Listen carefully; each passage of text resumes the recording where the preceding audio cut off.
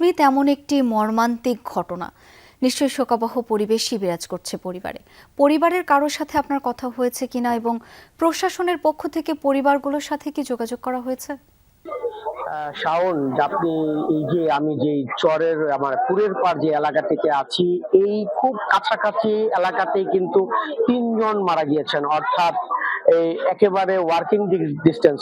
এই ৩ জনের পরিবার এখানে আছেন এবং তারা কিন্তু আসলে শোকে এতটাই বিহ্বল, পুরো এলাকায় কিন্তু শোকের পরিবেশ নেমে এসেছে। বিশেষ করে আমি এখন আছি আপন নামের একটি যুবকের বাসায়, যে যুবকটি মাত্র 23 বছর বয়স, কিছুদিন আগে গিয়েছিল এই সাউথ আফ্রিকায় জীবিকার তাগিদে। সেখানে কিন্তু এসে যেতে লাশ হলো, তার মা মেনে নিতে পারছেন না। তার মা এবং বারবার যে তার ছেলেকে ফেরত দেওয়ার জন্য বারবার বলছিলেন, এবং এখানে অসংখ্য নারীরা ভিড় জমিয়েছেন, আশেপাশের লোকজন এসেছেন। সবকিছু মিলিয়ে পুরো বাতাস কিন্তু একটি ভয়াবহ আকার ধারণ করেছে। আমরা কিছুক্ষণ আগে গিয়েছিলাম নূর মোহাম্মদ এবং ফাহিম সরকার, সেই বাড়িগুলোতে কিন্তু একটি শোকের অবস্থা এবং মানুষ আসলে কথা বলতে পারছে না। তাদের মধ্যে একটাই দাবি, যে সরকারের কাছে তারা একটা দাবি করছেন যে তাদের যে মৃত, যারা মারা গেছেন, তাদের মৃতদেহ যদি কিছু থেকে থাকে সেটি যেন যত দ্রুত সম্ভব এখানে নিয়ে আসে।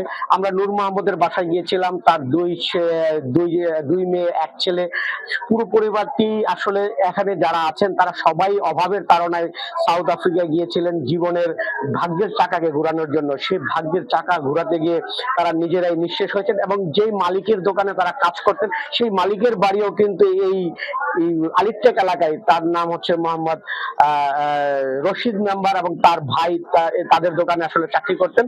এবং তার আরো যে 6 জন মারা গেছেন, তার নাম হচ্ছে ফয়সাল, রাজীব এবং আরেকজন মুন্সিগঞ্জের রিকাবি বাজারের। সব মিলিয়ে পুরো এলাকার বাতাস একটা ভারী হয়ে উঠছে, সবাই আহাজারি করছেন, পুরো এলাকায় শোকের ছায়া নেমে এসেছে। আমরা এখানে এসেছি, আমরাও আসলে শোকার্ত। কোনো অবস্থাতেই তাদেরকে আসলে ভাষায় নেই, তাদের সান্ত্বনা দেওয়ার ভাষা নেই। প্রশাসনের লোকজন হয়তো খবর পেয়েছেন, তারা আসবেন এবং কিছুক্ষণের মধ্যে এসে এই পরিবারগুলোর সাথে তারা দেখা করবেন, এমনটাই জানতে পেরেছি। শাওন। স্মিথ, ধন্যবাদ আপনাকে।